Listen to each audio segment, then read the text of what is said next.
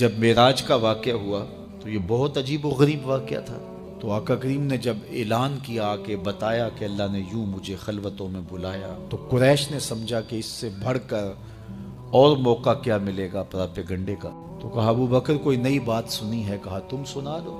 کہا اگر کوئی کہے کہ رات کی مختصر تنہائی میں مسجد حرام سے مسجد اقصیٰ تک پہنچا ہوں، پھر وہاں سے واپس بھی آ گیا ہوں، تو بات ماننے میں آتی ہے؟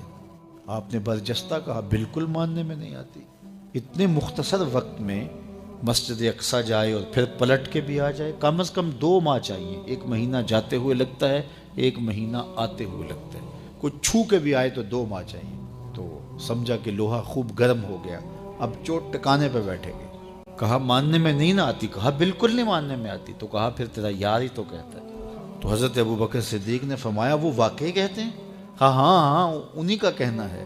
تو حضرت ابو بکر بولے اگر انہوں نے کہا ہے تو سچ کہا ہے، میں تصدیق کرتا ہوں۔ کہا ابھی تو تم کہہ رہے تھے کوئی کہے تو ماننے میں نہیں آتا۔ کہا کوئی کہے تو اب بھی نہیں مانوں گا، وہ اس سے بھی عجیب کہے تو مان لوں گا۔ علماء نے لکھا یہ وہ وجہ تھی جس کی وجہ سے آپ کو صدیق پکارا جانے لگا۔ معراج کی تصدیق کی اور صدیق کی۔